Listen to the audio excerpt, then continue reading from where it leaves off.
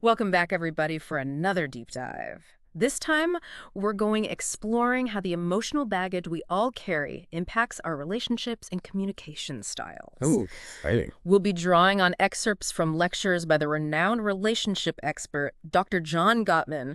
So get Yes. ready for some seriously insightful stuff. I love Gottman. Me too. I mean, he's like the relationship guru. So Yeah. I'm really excited to unpack this with you today. Yeah, me too. I think, it's fascinating how much our early experiences, Mm-hmm. especially those within our families, like really shape our emotional landscape. Mm-hmm. It's not just nature versus nurture. It's Yeah. nature and nurture are like working together. Okay, so let's unpack that a little bit. Yeah. What do we actually inherit emotionally from our families? Okay, so think of it this way. You know how we inherit like physical traits, Uh-huh. like eye color or height from our parents? Right. Well, we also inherit emotional tendencies, those patterns of reacting and responding to the world around us. Yeah. So it's like inheriting grandma's china set, but instead of delicate porcelain, That's a good one. we get a whole set of emotional responses. Exactly. Hmm.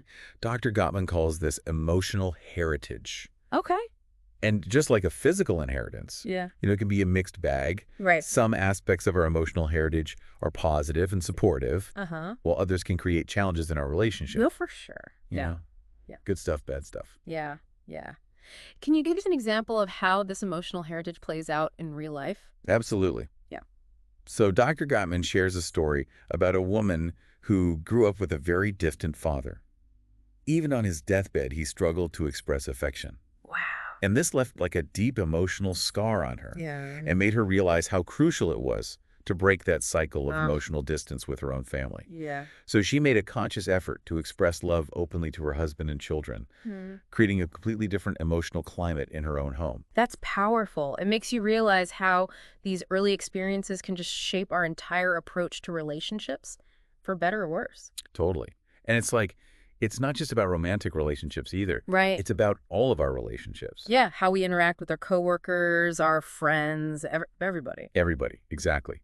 So think about your own upbringing, like those pivotal moments that shaped your emotional landscape. Oh, yeah. Maybe there was a parent who showered you with affection, Mm-hmm. or perhaps you learned to keep your feelings bottled up because expressing them wasn't encouraged. Right. All of these experiences contribute to your unique emotional heritage.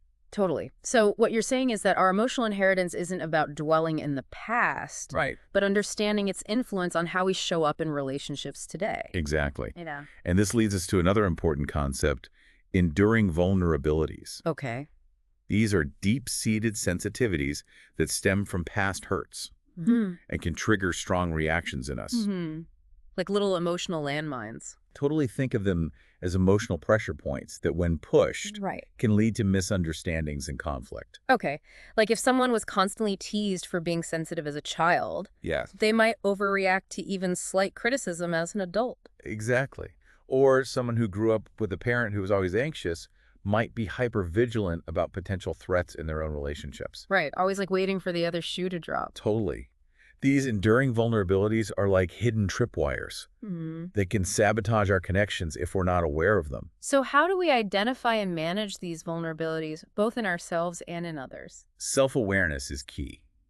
Start by paying attention to your own reactions in different situations. Okay. What triggers strong emotional responses in you? Hmm. What are those recurring themes or patterns in your relationships? For example, do you find yourself constantly getting defensive in arguments? Uh-huh. Or do you tend to shut down emotionally when things get tough? So it's about noticing those moments when our emotions seem a little out of proportion to the situation. Exactly. Those over-the-top reactions are often clues that an enduring vulnerability is being triggered.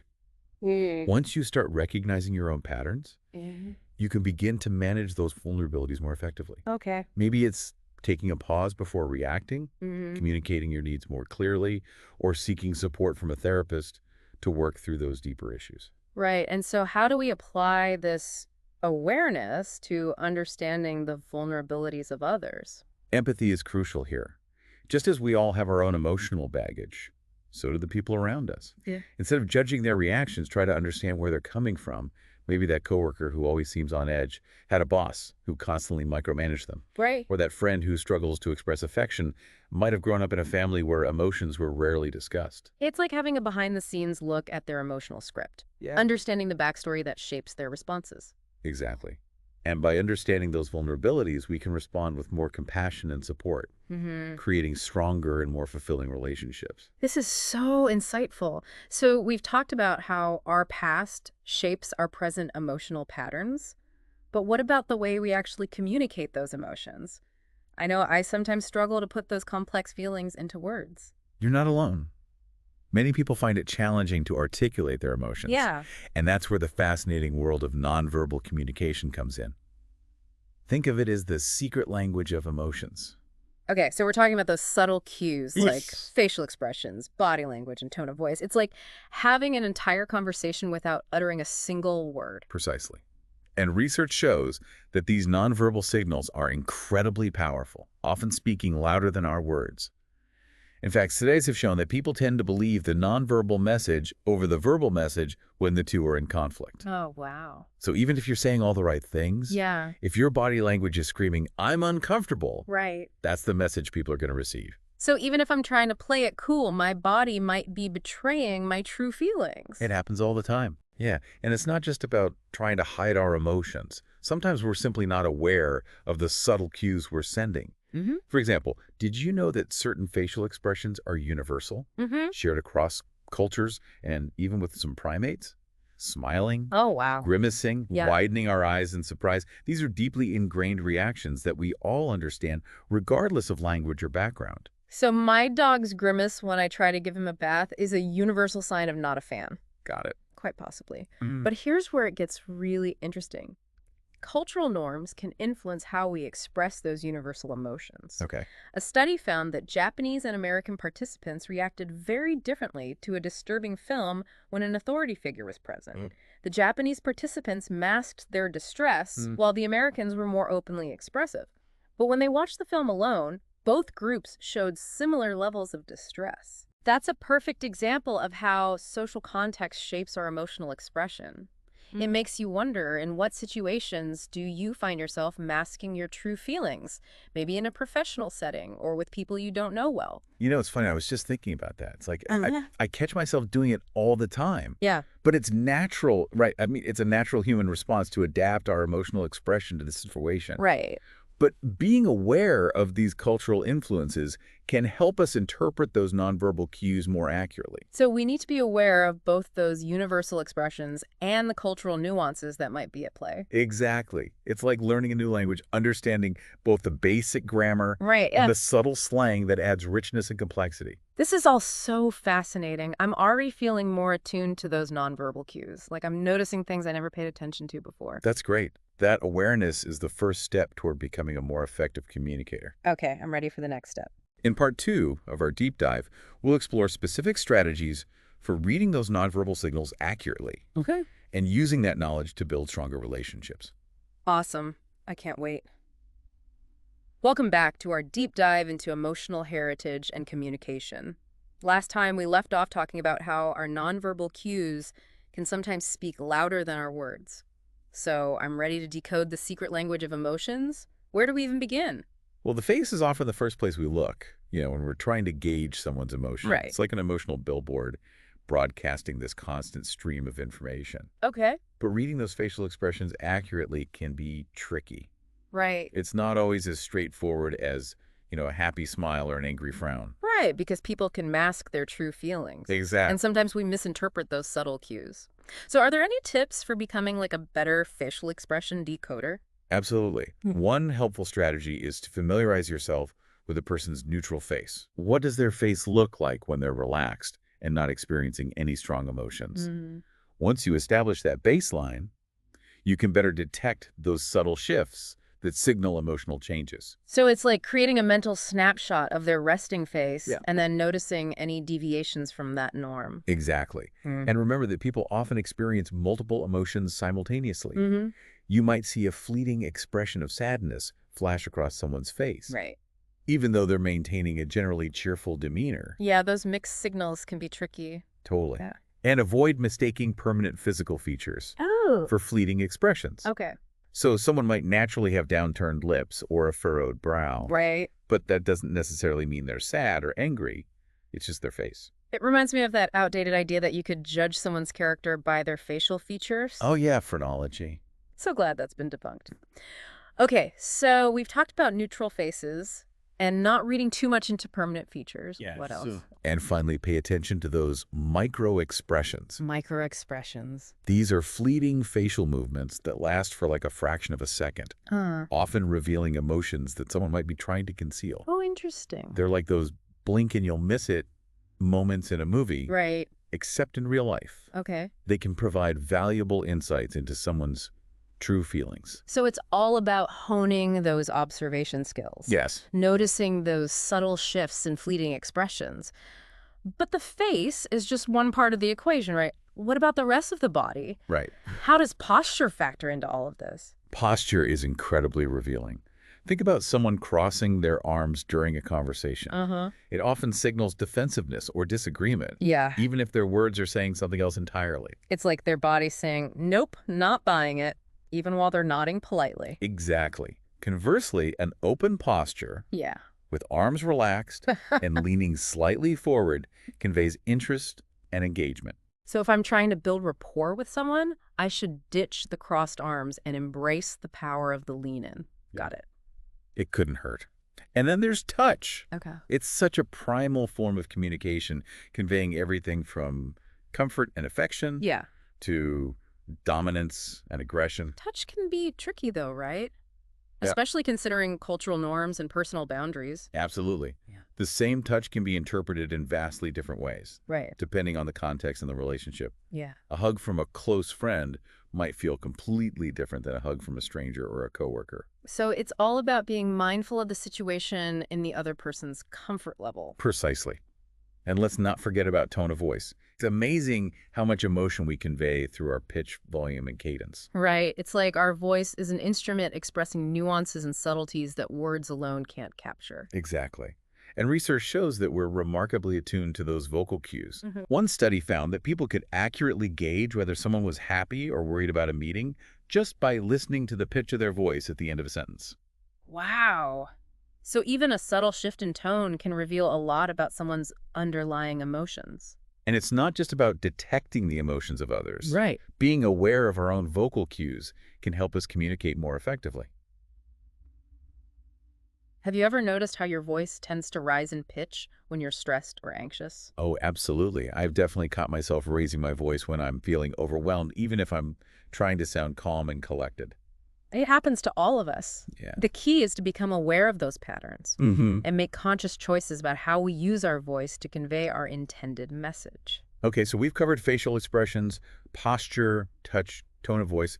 This is all so insightful, but it makes you wonder if nonverbal communication is so powerful, why do we often struggle to understand each other? That's a great question. Yeah. And it leads us to another crucial aspect of emotional communication, Okay. the power of naming our feelings. Because while those nonverbal cues provide valuable information, Right. they don't always tell the whole story. You're saying that we need to go beyond those subtle signals Yes. and actually put our feelings into words. Exactly. Yeah. Naming our emotions is like shining a light on those fuzzy feelings, Okay. bringing them out of the shadows and into conscious awareness. Right. And it's more than just identifying a general emotion like happy or sad. It's about using specific and nuanced language Okay. to capture the complexity of our inner world. So instead of saying, I'm feeling bad, Right. I might say I'm feeling overwhelmed and a bit discouraged. That level of specificity paints a much clearer picture, right? Precisely. Yeah. And this ability to articulate our emotions accurately Yeah. is essential for building strong and healthy relationships. Mm-hmm. It allows us to communicate our needs effectively, Okay. resolve conflicts constructively, and deepen our connection with others. Okay, I'm sold on the importance of naming feelings, but I have to admit, sometimes I feel a lot of things, and putting those feelings into words can be a real struggle. It's a common challenge, and it's often tied to those early childhood experiences we talked about earlier. Right. If you grew up in a family where expressing emotions was discouraged or dismissed, it might feel unnatural or even risky to put those feelings into words as an adult. But here's the good news. Okay. Emotional fluency is a skill that can be learned and strengthened with practice. That's reassuring. So where do we even begin? Well, first and foremost, pay attention to your body. Okay. Our emotions manifest physically, Mm-hmm. so noticing those sensations can provide valuable clues about what we're feeling. Are you feeling tense in your shoulders? Is your heart racing? Oh. Is there a tightness in your chest? So it's about tuning in to those physical signals and trying to connect them to an emotion. Exactly. And don't overthink it. Mm-hmm. Start with a simple word or phrase that feels accurate in the moment. Right. Maybe it's I'm feeling anxious or I'm feeling a bit overwhelmed. Mm-hmm. The key is to start acknowledging those feelings rather than pushing them away. It's like giving those emotions a voice, Yes, allowing them to be heard rather than ignored. precisely. Mm. And as you become more comfortable naming your feelings, Okay. you can start expanding your emotional vocabulary. Mm-hmm. Instead of just happy or sad, Mm. explore more nuanced terms like content, grateful, frustrated, disappointed, or exhilarated. Right. The richer your emotional vocabulary, Yeah. the more accurately you can convey those complex feelings to others. I love that. It's like learning a new language, becoming more articulate and expressive about our inner world. Yeah. But what about when we're on the receiving end of someone else's emotions? How do we actively listen and respond in a way that strengthens the connection? That's where empathy and validation come into play. Okay. It's about creating a safe space for the other person to express themselves fully without judgment or interruption. And it's not just about hearing their words, but also paying attention to their tone of voice, their facial expressions, and their body language. What are they communicating beyond the surface level of their words? So it's about being present and attuned. Yes. Listening with both our ears and our hearts. Exactly. And when they finish sharing, reflect back what you've heard Okay. to ensure understanding. You might say something like, it sounds like you're feeling really hurt and betrayed, or I can see how frustrating that situation must have been. Yeah. This simple act of acknowledging their feelings can make a world of difference. It's like saying, I see you, I hear you, and your feelings are valid. And it's important to remember that validation doesn't mean agreement.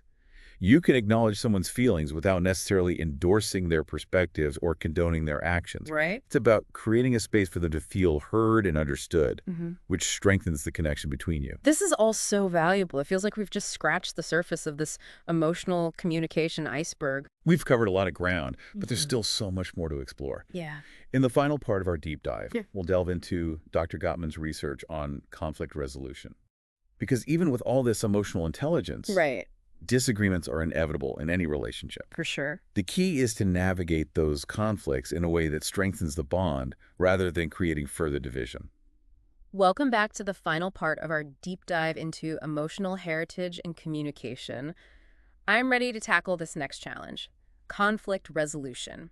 Because let's be real, even the healthiest relationships have their share of disagreements. Absolutely, you're right. Conflict is inevitable in any relationship where people have different needs, opinions, and perspectives. It's simply part of the human experience. Yeah, it's like that saying, you can't have rainbows without a little rain. Yeah. Okay, maybe not exactly like that, but Okay, you yeah. get the idea. Exactly. Disagreements are bound to happen, but it's not about avoiding conflict altogether. It's about navigating those disagreements in a way that strengthens the relationship rather than tearing it apart. Okay, I'm all for turning those clashes into opportunities for growth. But how do we actually do that?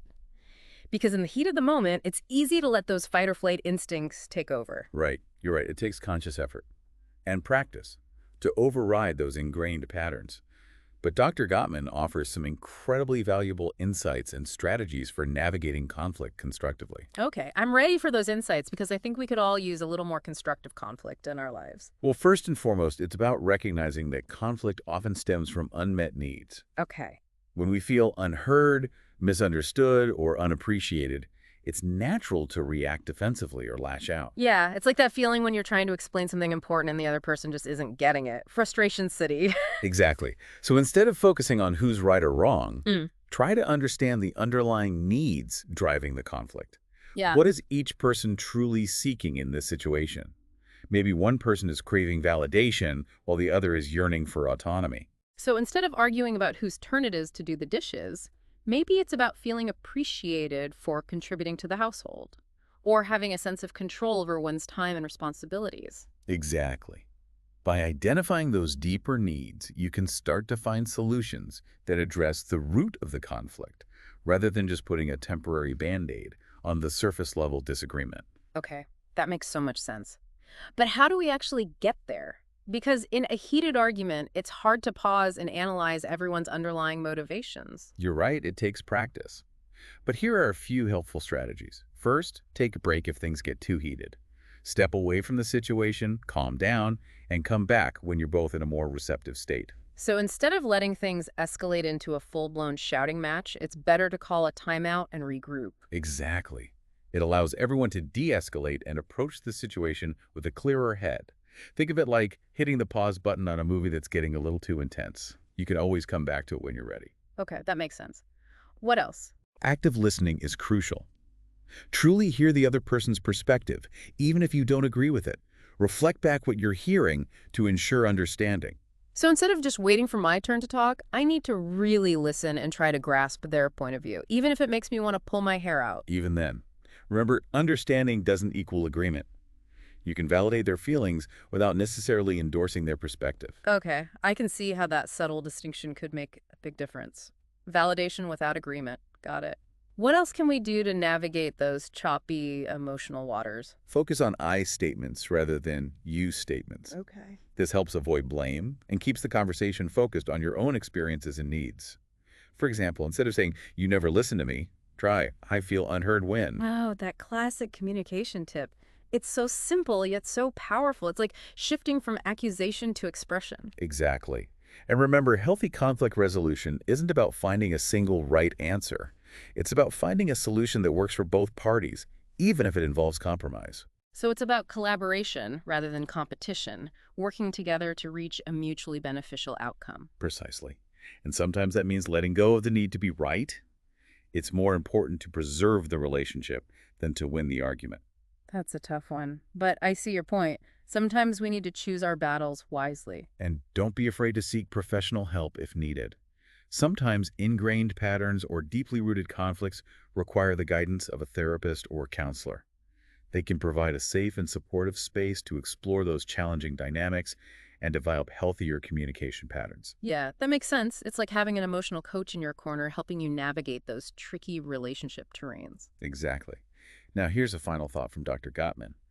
Repair attempts are the secret weapon of emotionally intelligent couples. Oh, I like that.